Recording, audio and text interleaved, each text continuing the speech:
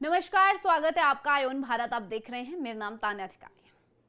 सच कड़वा होता है और कड़वे सच को स्वीकार करने का सामर्थ्य भी होना चाहिए।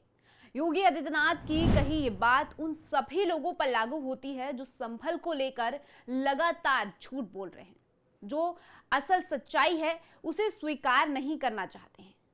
संभल का काला इतिहास जो पिछले 100 दिनों में सामने आ रहा है, उस सच को एक वर्ग स्वीकार नहीं करना चाहता है।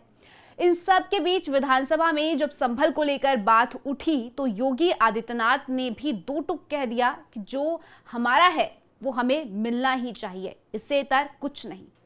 आप सबसे पहले योगी को सुनिए, उनका धाकड़ बयान सुनिए, फिर आपको आगे खबर में ले चलते हैं।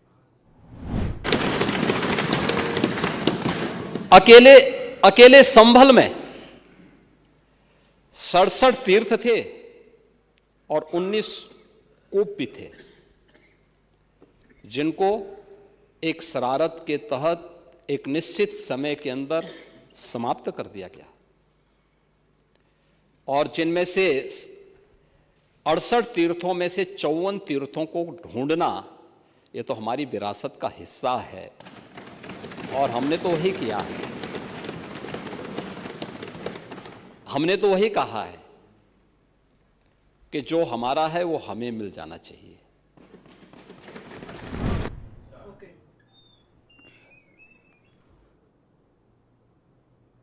दरअसल योगी यहां समाजवादी पार्टी के नेताओं पर कटाक्ष कर रहे थे। योगी ने इस दौरान समाजवादी पार्टी के नेता डॉक्टर की सपा उनके मूल्यों और आदर्शों से दूर जा चुकी है। सीएम ने कहा कि डॉक्टर लोहिया ने कहा था कि एक सच्चा समाजवादी वो है जो संपत्ति और संतति से दूर रहे। ये तो आपकी पार्टी के आचरण से देख सकते हैं। आदर्श के रूप में उन्होंने भारत के लिए कहा कि राम, कृष्ण और शंकर, ये सब जब तक भारत के 3 आदर्श हैं तब तक भारत का कोई बाल बाका भी नहीं कर सकता है। योगी ने कहा कि इन तीनों देव महापुरुषों पर समाजवादी पार्टी का कोई विश्वास नहीं है, क्योंकि ये लोग भारत की आस्था के साथ खिलवाड़ करते हैं। योगी ने दरअसल ये इसीलिए कहा क्योंकि अखिलेश और उनके नेता संभल को लेकर जिस तरह से बयानबाजी करते आए हैं वो झूठ के अलावा और कुछ नहीं है। लेकिन संभल के इतिहास को जिस तरह से दबाने की कोशिश की गई, जो सामने आकर रहेगा, और योगी यहाँ यही कहने का प्रयास कर रहे हैं। इसके अलावा संभल से जुड़ी एक और बड़ी खबर आपको बताते हैं। इलाहाबाद हाईकोर्ट ने संभल की जामा मस्जिद को विवादित ढांचा लिखवाया है। दरअसल लगातार ये मांग हिंदू पक्ष की ओर से उठाई जा रही थी। अदालत में मस्जिद की रंगाई पोताई की मांग वाली याचिका पर सुनवाई चल रही थी।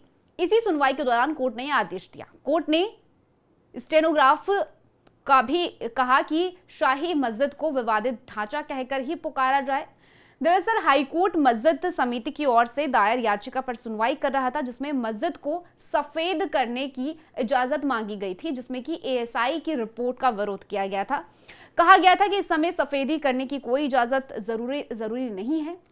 देखिए, संभल की जामा मस्जिद को लेकर एएसआई की टीम जांच कर रही है। ऐसे में एएसआई पहले ही कह चुकी है कि मस्जिद में किसी भी तरह की छेड़खानी करना ठीक नहीं है और इसकी इजाजत हम नहीं दे सकते। लेकिन बावजूद इसके मस्जिद कमेटी लगातार मस्जिद की रंगाई पोताई की मांग कर रही है और अब हाईकोर्ट ने भी इसको लेकर अपने इजाजत नहीं दी। इस पूरी खबर में फिलहाल के लिए इतना ही। खबर से जुड़ी आपकी कोई भी राय हो कमेंट सेक्शन में जरूर बताइएगा। बाकी देश और दुनिया की ऐसी खबरों के लिए आप जुड़े रहिए आयुन भारत के साथ।